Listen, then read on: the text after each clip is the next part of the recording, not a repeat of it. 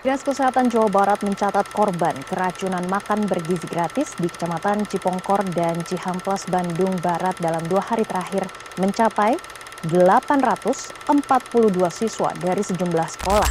Lagi-lagi makan bergizi gratis bermasalah. Ya, di salah satu SMP negeri di Kabupaten Bekasi ditemukan belatung di salah satu wadah MBG.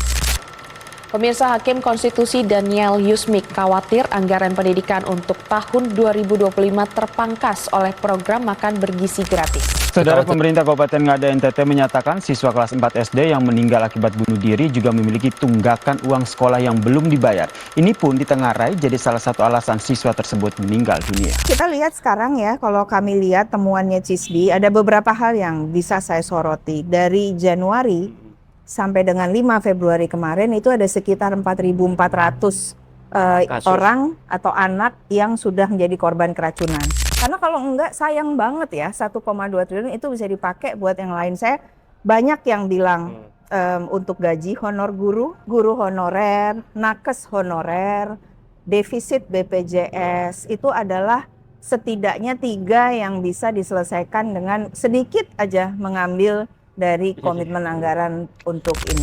Buat saya ini, bukan lagi hanya wake up call. Kalau ada alarm 10 di kuping mungkin masih kurang. Masih kurang betul. Masih kurang, karena kita tuh ngapain belanja 1,2 triliun setiap hari untuk MBG, tapi memenuhi kebutuhan basic di tempat lain yang juga basic, itu nggak bisa dipenuhi. Kami mengusulkan, kami merekomendasikan agar nggak berhenti total, tapi moratorium.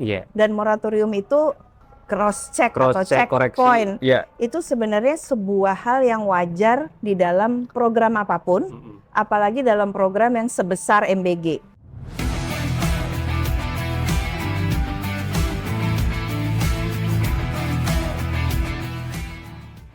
Selamat datang di Bengkel PD Project. Kali ini kita kedatangan tamu yang ramai banget sebenarnya. Di belakang tuh ada banyak banget, ada 10 nggak? Ya nggak ada 7-an orang. Tapi yang kita akan ajak ngobrol cuma satu. Ada Bu Diah dari CISDI. Kita nanya dulu, Bu, CISDI ini singkatannya apa sih, Bu? Center for Indonesia Strategic Development Initiatives. Panjang, Mas. Iya, kalau di Indonesia ini apa itu kira-kira? Yayasan Pusat Strategis, Pusat Pembangunan Strategis Indonesia. Iya, itu kalau misalnya ibarat bengkel, dia memperbaiki kerusakan apa tuh kira-kira? Nah, dia memperbaiki kerusakan sistemik, Mas. Jadi Sistemik, kalau ya? mobilnya nggak bisa jalan karena sistemnya rusak, elektriknya rusak misalnya, nah itu di CISDI. Oh, di CISDI itu ya. Jadi Bu Diah ini sebagai foundernya CISDI, guys. Nah, kalau misalnya bengkel video mereparasi tanpa basa-basi, nah kalau CISDI reparasi ini agak lama nih, Bu ya? Lumayan. Karena kan harus ada analisisnya gitu ya. Nah, ini kira-kira nih, Bu, yang paling baru CISDI ini ternyata nyorotin soal MBG. Nah, kita itu, Bu, kemarin sempat bahas soal MBG. Ternyata masyarakat kita itu banyak yang kecewa nih sama MBG. Nah, kalau dari sudut pandang CISDI, teman-teman CISDI, yang paling bikin gregetan kecewa itu apa? Dari gizinya dulu mungkin? Dari gizinya enggak. Jadi dari gizinya tidak bisa dipertanggungjawabkan karena landasan atau acuannya, referensinya, standar gizi untuk MBG itu apa? Apakah dari indeks atau angka kecukupan gizi yang dikeluarkan Kemenkes atau apa? Itu tidak pernah dipublikasikan secara jelas gitu. Dan kemudian kita lihat juga di lapangan ya, temuan-temuan yang ada di sekolah dari makanan yang dibagikan di sekolah maupun di tempat-tempat lain, itu kemudian dampaknya banyak yang menjadi keracunan. Dan kalaupun tidak keracunan, kita juga tidak bisa mempertanggungjawabkan angka kecukupan gizinya karena makanan yang diawetkan, yang ultra proses gitu. Jadi bahkan tadi pagi saya ngelihat ada yang dimasukin ke dalam kotak, lalu tulisannya keringan.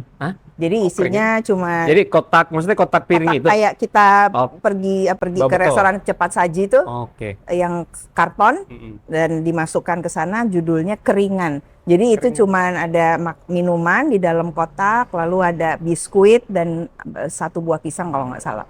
Jadi itu hal-hal seperti itu yang kita juga pertanyakan yang paling atas dari judul. Jadi judulnya makan bergizi gratis, tapi pertanggungjawaban gizinya nyampe ke anak jadi makan bergizi kurang gitu ya. Iya. karena kurang gizi. Iya. Nah, kalau kita bedah nih Bu, satu porsi kalau ketentuan pemerintah itu kan 15.000, Iya. ya kan? Mungkin kepotong operasional dan segala macam tinggal 10.000 ya. Dari 10.000 itu worth it ya untuk bikin satu porsi makanan bergizi buat anak. Oke, jadi dari 15.000, 5.000 Iya. tuh udah dialokasikan untuk operasional. Iya. Kabarnya begitu. Nah, untuk makanan 10.000, tapi karena ini dikerjakan oleh SPPG, pertanyaannya adalah apakah 5.000 yang tadi dialokasikan untuk operasional itu termasuk untuk untungnya Iya. dari SPPG atau tidak, atau untungnya itu diambil lagi dari yang 10.000. Jadi berapa paket yang diberikan kepada anak-anak ini kita masih juga belum jelas. Iya, iya. Jangan-jangan di beberapa daerah beda. Iya, Ya iya. kan? Jadi kita, ada yang kita memang 10.000. sampai sekarang nggak dikasih paham nih sama pemerintah nih. Kan sebenarnya mereka punya margin. Betul. Tapi kok kalau ngelihat di beberapa daerah tuh untungnya ada yang gede. Nah, terus kemudian di beberapa lokasi juga untungnya kecil, ngakunya malah nggak untung tuh kan ada. Iya, Jadi iya. sebenarnya margin ini nggak ada yang sama ya. Betul. Bisa jadi nggak sama, tapi juga pertama-tama tidak transparan. Wah. Padahal kalau ngomong tata kelola anggaran, kita pakai anggaran negara, transparansi itu menjadi penting kan. Betul, Dan betul. itu yang diatur dalam tata kelola, dokumen tata kelola anggaran. Waduh, rentan banget berarti ya guys ya. Rentan korupsi Bu ya. Iya, lumayan itu pertanyaan masih tanda tanya besar. Kalau misalnya nih Bu, 15.000 kepotong bla bla segala macam, untungnya sekian-sekian. Iya kalau misalnya dia dapat 100 porsi. Kalau misalnya dia ngelola SPPG 10 gitu kan lumayan Bu ya untungnya. Iya nggak? Iya. CSD mau nggak Bu? Enggak. SPPG. Apalagi pertemuannya dari CSD? Soal tata kelola. Nah, Jadi yang tadi tata saya kelola ngomong. ini kan sering tuh dikritik Iya. ya Bu. Jadi CISD dari awal, bahkan dari sebelum MBG resmi dikeluarkan oleh pemerintah, kita sudah memberi beberapa jagaan gitu ya. Iya. Jangan sampai kalau misalnya MBG nanti dikeluarkan tidak transparan, karena waktu itu sebelum dikeluarkan kan komitmen anggarannya 71 triliun. Iya. Lalu bagaimana operasionalnya dari Jakarta sampai lokasi, apakah mau desentralisasi, ada pos-pos per provinsi, kabupaten, lalu turun lagi, ada kantor-kantor BGN, atau bagaimana? Itu kita udah tanya soal itu. Jawabannya apa? Nggak dijawab. Dan kemudian juga yang kita dijawabnya dengan kemudian langsung dioperasionalkan seperti sekarang ya. Oke. Kemudian waktu anggaran bertambah, kita juga tanya kalau anggaran ditambah berdasarkan apa dan bagaimana kemudian aturan payungnya apa yang membolehkan anggaran dikomit sampai sebegitu besar dan bagaimana mengatur operasional atau implementasi lapangannya karena masif kan ini yang diminta kan 82,9 juta target penerima manfaat gitu ya. 80-an juta ya? Iya, Target. 82,9. Sekarang kalau lihat pidato Pak Prabowo terakhir itu baru nyampe kemarin yang di Sentul itu kan di paparan tuh.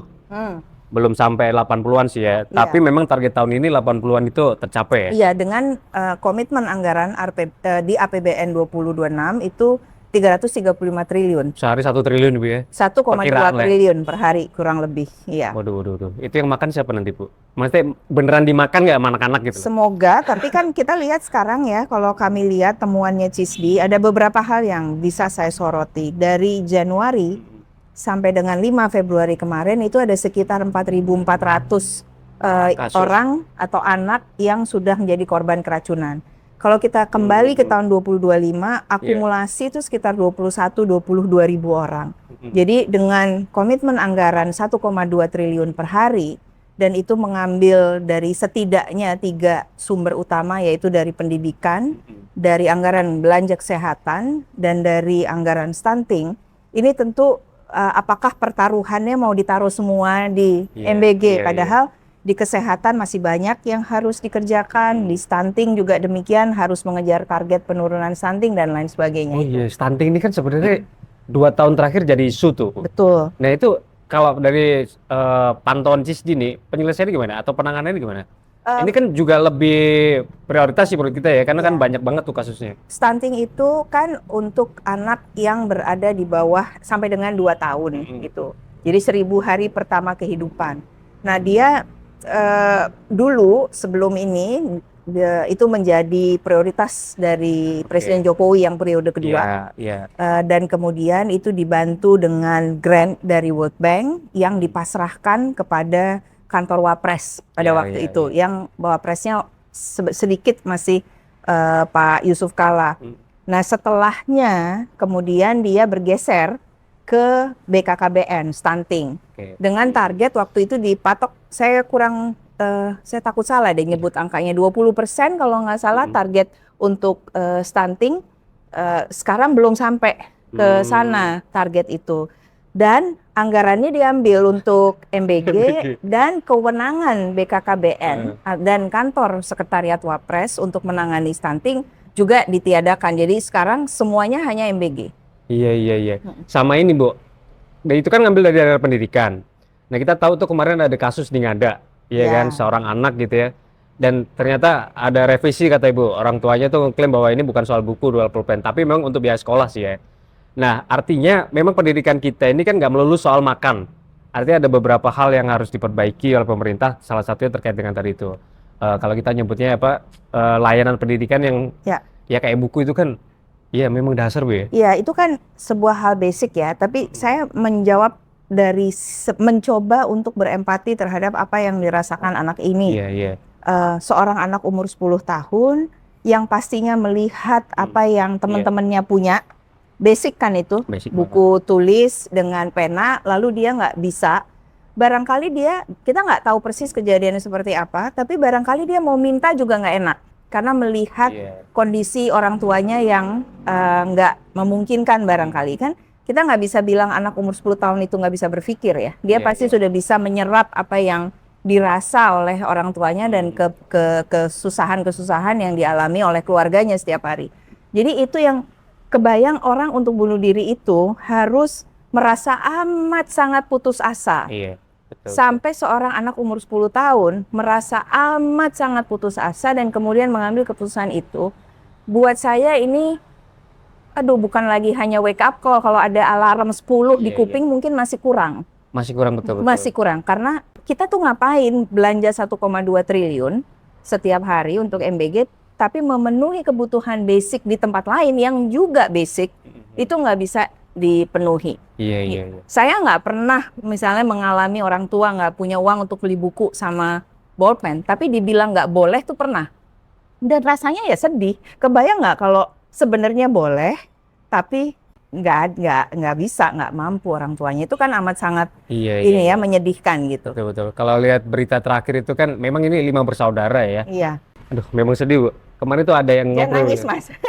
Ada orang NTT datang ke sini, Iya. jadi dia berapi-api tuh kalau ngomong. Dia ngeritik beberapa, ya kayak bupatinya dikritik sama ini. Tapi balik lagi Bu ke MBG tadi tuh. Kalau misalnya memang ini harus dievaluasi, kira-kira moratorium yang seperti apa yang diharapkan sama CISDI? Iya, CISDI sejak kasus keracunan meningkat pertengahan tahun lalu ya, itu udah 8 bulan. Kita tuh mulai mendengar soal dan menangkap berita di media soal keracunan itu sebenarnya dari awal tahun juga udah. Awal tahun 2025. Dari bulan Februari, kemudian bertambah lagi di bulan Maret, meledak lagi di pertengahan tahun. Terus ada yang pernah nanya sama saya, kenapa jumlahnya makin banyak bukan makin berkurang ya, karena penerima manfaatnya makin diperluas, tetapi kualitasnya tidak diperbaiki. Karena itu kami mengusulkan, kami merekomendasikan agar nggak berhenti total, tapi moratorium. Dan moratorium itu atau cek cross check atau checkpoint itu sebenarnya sebuah hal yang wajar di dalam program apapun, apalagi dalam program yang sebesar MBG. Karena pasti ada yang harus berhenti, lalu kemudian dikoreksi dan kemudian dimulai kembali. Nah, moratorium yang direkomendasikan CISDI adalah berhenti dulu sambil memperbaiki tadi tata kelolanya. Dilihat kembali, perpres tadinya nggak ada jadi ada kan, setelah ada keracunan. Tapi dilihat kembali perpres itu isinya apakah sudah cukup atau memadai atau belum. Nah kalau belum, ditambahin di situ untuk gizinya harusnya mengacu kepada jurnal apa, mereferensi kepada dokumen Kemkes yang mana misalnya gitu, atau kemudian juga untuk tata kelola anggaran, operasionalnya, sertifikasi SPPG itu semua harus dicek. Betul. Di sana lalu diatur tadi supaya pertanyaan, jadi yang untuk profit berapa, nah itu juga ketahuan marginnya dan itu rata ya. Betul, karena memakai anggaran negara itu adalah memakai uang yang paling susah, Mas, sebenarnya. Betul. Iya. Karena dia harus banyak dulu langkah-langkahnya untuk bisa kita pakai, uangnya keluar, dan kemudian ada pertanggungjawaban. Iya. Yang juga harus dikerjakan dalam moratorium adalah membuat sebuah evaluasi dampak. Sayangnya baseline-nya nggak sempat dibuat waktu mulai. Jadi kita harus mencari dan sepakat keadaan mana yang mau dipakai sebagai baseline. Iya. Baru kemudian dihitung evaluasi dampak, dan kalau mulai lagi dengan prioritas baru, misalnya daerah yang jauh dulu, daerah yang padat penduduk di Iya, perkotaan, miskin tapi padat penduduknya sehingga anak-anak membutuhkan. Itu harus dikerjakan dengan lebih baik. Karena Area kalau- prioritas ya istilahnya ya. Iya, karena kalau enggak sayang banget ya, 1,2 triliun itu bisa dipakai buat yang lain. Saya banyak yang bilang untuk gaji honor guru.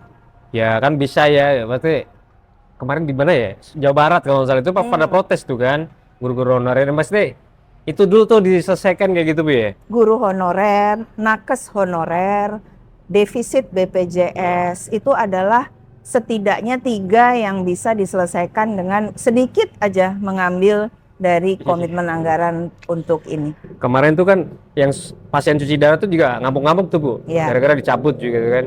Artinya memang ada banyak masalah yang gara-gara MBG ini jadi satu-satu kok kelihatannya kok ini duitnya ngambilnya dari situ-situ ya gitu ya. Iya. Artinya ada anggaran-anggaran yang harusnya dipakai sama orang-orang yang membutuhkan ya, tidak hanya butuh MBG tapi butuh kesehatan. Tadi itu kok ini pada kemuncul gitu. Apa jangan-jangan anggarannya diambil tuh buat MBG? Mungkin tadinya juga ada keterbatasan, tetapi masih ada pos-pos lain yang bisa dipakai sedikit dulu. Iya, itu. Karena sekarang pos yang lain semua udah nggak ada, jadi itu semua naik ke permukaan, dan kita harus menyadari bahwa apapun berita yang naik ke permukaan, rata-rata yang naik ke permukaan itu adalah pucuk gunung es. Jadi masih ada banyak di bawahnya, yang masih. belum nggak Ternyata gede. Iya, ternyata banyak. Betul. Nah, kalau Pak Prabowo klaimnya itu kan 99% MBG ini katanya berhasil, ya kan? Angka keracunan tuh dilihat hanya 0,000 sekian persen gitu kan Bu. Ibu kalau misalnya ngomong soal keracunan ini nggak bisa ditolerir ya. Artinya meskipun angkanya cuma 1, 2 ini tetap keracunan kan? Karena orang yang keracunan kan. Ya, artinya Jadi berarti klaimnya Pak Prabowo yang seolah-olah dia mengabaikan keracunan ini gimana? saya kembali bahwa MBG ini yang menerima manfaat adalah manusia. Apalagi manusia yang masih muda. Yang harusnya dia nggak boleh sakit, dia harus aman, menempuh pendidikan dengan aman, dia tinggal tahunya belajar dan sekolah. Sehingga nanti dia kalau sudah dewasa, dia menjadi dewasa dan berkompetisi atau berdaya saing. Jadi nggak bisa orang ini, nyawa manusia ini direduce atau direduksi menjadi angka, karena di balik angka itu ada manusia. Tapi nggak boleh. sekali lagi saya berbicara begitu karena ini adalah program yang menyentuh hajat hidup orang banyak, menyentuh langsung nyawa dan kesehatan seseorang, sehingga kita harus berpikir dalam kerangka pola pikir public health. Di dalam public health dan kesehatan, nyawa adalah nyawa. Mau 1, mau 10, tetap nyawa. Apalagi sekarang udah puluhan ribu. Makanya itu agak miris gue ketika nonton pidato Pak Prabowo kemarin itu, dia kayak seolah-olah ngabain keracunan gitu loh. Sebenarnya yang keracunan itu kan manusia ya kan. Aduh, terus gimana Bu? Artinya kalau misalnya ini nggak didengar gimana nih? BGN itu akan tetap melaksanakan MBG gitu, dan sampai kapan gitu kita akan menonton berita keracunan gitu tiap hari ada berita tentang keracunan. Kami di CISDI itu merasa punya tanggung jawab dan panggilan moral untuk selalu mengatakan sesuatu berdasarkan fakta yang benar. Jadi bukan untuk berseberangan, tetapi lebih kepada kalau memang mau ada program seperti ini, kenapa tidak dilaksanakan dengan cara yang paling baik sehingga kualitasnya juga bisa dijamin sangat baik untuk anak-anak kita. Iya, karena sekarang kan di Posyandu semuanya udah berubah jadi program, hampir semua jadi program MBG. Sebentar lagi lansia katanya juga udah. Padahal sebenarnya ada banyak program lain di kesehatan yang memperbaiki sistem kesehatan yang harus dikerjakan dan membutuhkan anggaran. Iya. Pesan terakhir Bu buat Pak Prabowo atau minimal buat kepala BGN. Ya, kami sebagai masyarakat sipil banyak melakukan studi, banyak melakukan kajian-kajian, mendengar masukan dari masyarakat luas, menangkap keluhan dari masyarakat luas, dan dengan rela hati kami akan memberikan pendapat yang sejujur-jujurnya berdasarkan fakta dan berdasarkan evidence agar program MBG ini juga memang kalau dilaksanakan bisa berhasil dan bisa berdampak betul kepada kesehatan anak-anak kita di depan nanti. Iya ya, gizi itu kan masuknya kesehatan Bu ya. Iya. Artinya kalau misalnya ternyata yang dibagi itu bukan makan bergizi, ya nanti impact-nya adalah masalah kesehatan. Betul. Kira-kira begitu. Ya udah bener Cisdi ini kan. Bu kira misalnya nanti tetap ini nggak dievaluasi moratorium, Ibu akan marah nggak? Kalau misalnya nggak dievaluasi, Marah kan nggak Ibu ya? kan nggak didengar kan berarti kan? Atau masyarakat sipil ini nggak pada didengar nih ngeritik soal MBG ini? Ya, kita udah menyuarakan itu kalau sekarang bulan Februari. Udah hampir kami- jalan setahun ya, berarti setahun. Udah setahun kami menyuarakan dan rasanya belum didengar. Oke. Saya nggak tahu apakah saya marah atau tidak. Saya berusaha untuk nggak berpikir apakah saya marah atau tidak. Tapi yang jelas saya amat sangat concern bahwa keracunan itu nggak berhenti juga. Iya, iya. Jadi ya sebulan terakhir ini aja 4.400. Jadi saya amat sangat nih seharusnya bisa gitu. Gimana ya? Gregetan. Gregetan betul, betul kesel ya kalau anak sekarang kesel gitu kan. Ini gimana sih ya nggak Iya. didengar gitu kan. Oke Bu Diah, makasih banyak udah mampir di bengkel.